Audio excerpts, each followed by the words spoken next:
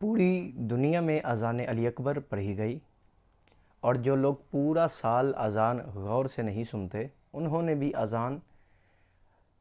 بہت توجہ کے ساتھ سنی اور اعتراض یہ اٹھایا اذان پہ، حی علی خیر العمل، یہ کوئی نئی چیز ہے شیعوں کی، یہ ایک بدعت ہے جو شیعوں نے اذان میں شامل کی تھی، جس کا رسول کے دور میں یہ رائج نہیں تھی۔ یہ بعد میں شیعہ جب سے شروع ہوئے ہیں تب سے شیعوں نے دین میں شامل کیا ہے اور اذان کا حصہ بنایا ہے۔ یہ شیعوں نے کوئی نئی ہی بدعت ایجاد کی ہے۔ میں کہوں گا اذان میں حی علی خیر العمل کہنا بدعت نہیں ہے، بلکہ اذان سے حی علی خیر العمل کو نکالنا بدعت ہے۔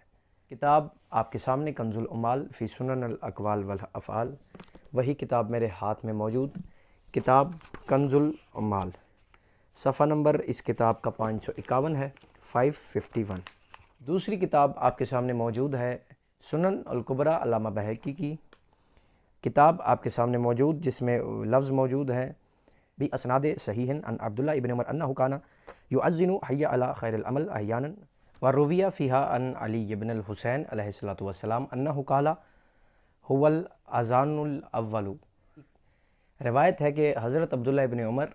اپنی اذان میں کبھی کبھی حی علی خیر العمل کہا کرتے تھے، اور علی ابن الحسین امام زین العابدین علیہ الصلوۃ والسلام سے بھی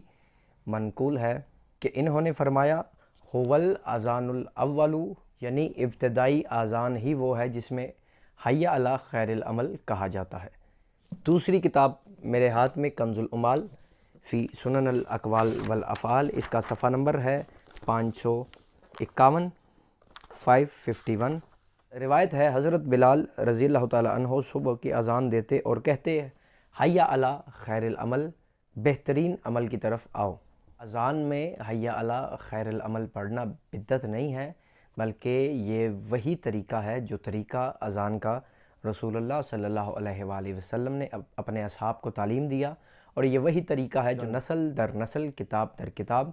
روایت در روایت ہم تک پہنچا ہے۔